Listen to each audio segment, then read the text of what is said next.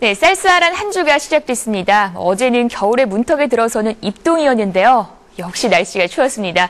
이렇게 겨울이 시작되는 길목에서 영화계에는 어떤 일들이 있었는지 백현주 기자와 얘기 나눠보도록 하겠습니다. 어서 오십시오. 안녕하세요. 네, 항상 우리가 할 얘기가 많아서 그렇죠. 아쉬운 이별을 하잖아요. 정말 너무 아쉬워요. 스튜디오 나갈 때마다 뭔가 더 해야 되는데 얘기가 남았는데 이러고 제가 나가거든요. 예, 오늘은 또 어떤 얘기 보따리를 풀어주실 건가요? 제가 오늘은 두 가지 소식을 들고 나왔습니다. 예. 제가 지난 주말에는 정말 세계화, 우리나라의 영화의 세계화를 위해서 맨발로 뛰고 계시는 분을 만나고 왔거든요. 우선 누구세요? 이 소식을 먼저 전해드리려고 그래요. 바로 심영래 감독이세요. 예. 심영래 감독 같은 경우에는 여러분 잘 아실 겁니다. 80년대와 90년대 여러분들의 웃음을 선사했던 개그맨으로서 인기 가도를 달리고 있었죠. 그렇죠. 그런데 SF 영화를 우리나라도 잘 만들 수 있다는 그 일념 하나로 본업을 접으시고 영화의 길로 들어오셨던 분이죠. 예. 들어오셨던 분이죠. 그렇죠. 예전에 용가리라는 영화를 우리는 참 기억을 하고 있는데 네. 그때도 참 화제가 됐었어요. 그랬죠. 뭐 신지식인 1호라는 예명, 별명까지 붙을 정도였습니다. 물론 일각에서는 뭐 회의적인 시각도 있었긴 했지만 말이죠. 네. 어쨌거나 심영래 씨 하면 네. 우리가 잊어버릴 수 없는 게 연구 시리즈.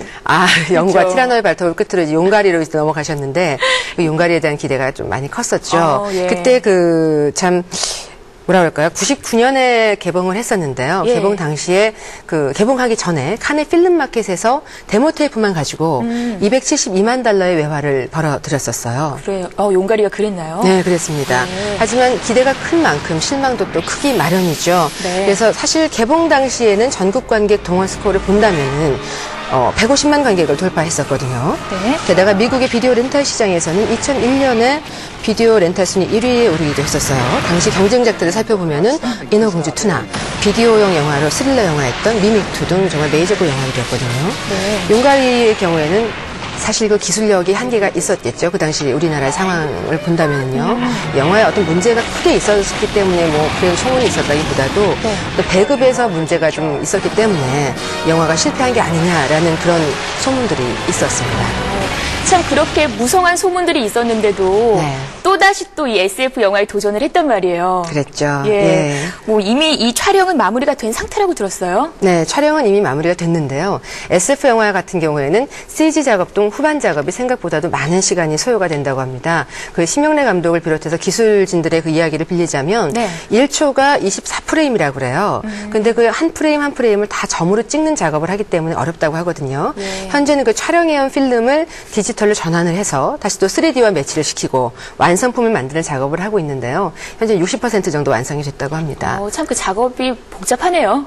저는 사실 그쪽은 전문가가 아니기 때문에 들으면서도 보면서도 이게 그건가 하면서 계속 봤었어요. 근데 지금 그 용가리 아까 제가 배급에 문제가 있었다는 말씀을 드렸잖아요. 예. 지금 이 디워 같은 경우에 미국의 메이저급 배급사에서 러브콜이 들어오고 있지만 용가리의 전철을 밟지 않기 위해서 심영래 감독은 90% 정도 완성이 되면 그때 결정을 하겠다는 입장이에요. 그래서 지금 후반 작업을 더 성실하게 하기 위해서 어제 미국으로 출국을 하셨어요. 연구할 때 지사로 가서 작업을 하기 위해서. 그렇군요. 네. 용가리와 같은 슬픔이 이번에는 없었으면 좋겠어요. 제가 살짝 영상을 봤었거든요. 네. 근데 영상이 생각보다 너무너무 대단했습니다. 보셔야겠죠? 너무 궁금해요. 영화가 어떤 영화일지 더 궁금증이 커지는데 네. 좀 소개 좀 해주세요. 제가 그래서 저만 보면 또 이 양심에 또 제가 시청자 여러분들께 가책을 받지 그렇죠. 않습니까? 안 되죠. 예, 그래서 제가 영상을 좀 준비했거든요. 함께 보시면서 이야기를 나눠보도록 하죠. 네.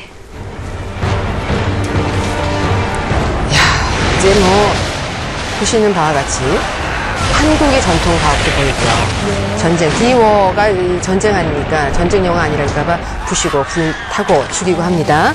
예, 이 영화는 이무기가 용이 되는 과정을 그리고 있어요. 네. 우리나라에 예전부터 내려오는 전설 가운데 이무기에 관한 전설이 있잖아요. 그렇죠. 다시 말하면 그 이무기가 소재가 돼서 할리우드의 영화로 할리우드 시장을 겨냥한 영화로 만들어졌다 이렇게 보시면 되겠는데요.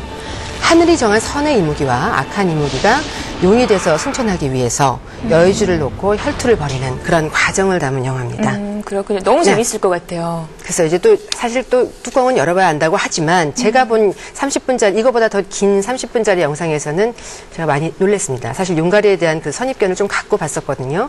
용가리 2 아니냐 이런 설왕설래한 의견도 있지만 그 선입견은 버리고 보셔야 될 것 같아요. 일단은. 네.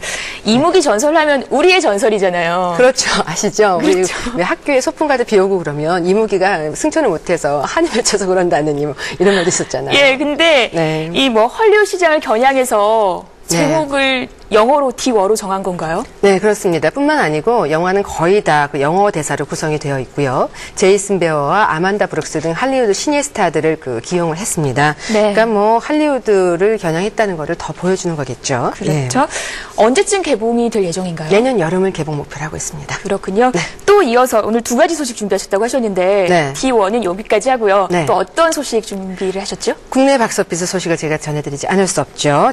지난 주말 예매율에서 1, 2위를 다퉜던 유령 신부가 1위를 지난 주말 사흘 동안 1위를 차지했습니다. 네. 이 영화가 그 오랜만에 외화로서는 국내 박스오피스 정상을 차지한 그렇네요. 거거든요. 아일랜드를 아마 기억하실 겁니다. 친절한 금자 씨가 그 한국 영화의 물꼬를 트기 전에 아일랜드가 외화로서 국내 박스오피스에서 1위를 했었거든요. 네. 근데 한 넉 달 만에 약 무려 한 15주 만에 외화로서 처음 1위를 한 거죠. 네. 사실 이 유령 신부는 또 예매율에서도 네. 또 좋은 성적을 거뒀었고 그렇죠. 또 하나 궁금한 게 월레스와 그롬의 거대 토끼의 저주. 궁금하실 이 겁니다. 영화도 이 영화, 예매율에서는 또 1, 2위를 신부와, 다퉜었어요. 그렇죠? 예, 그럼에도 불구하고 CJ 엔터테인먼트에서 배급을 했었는데요.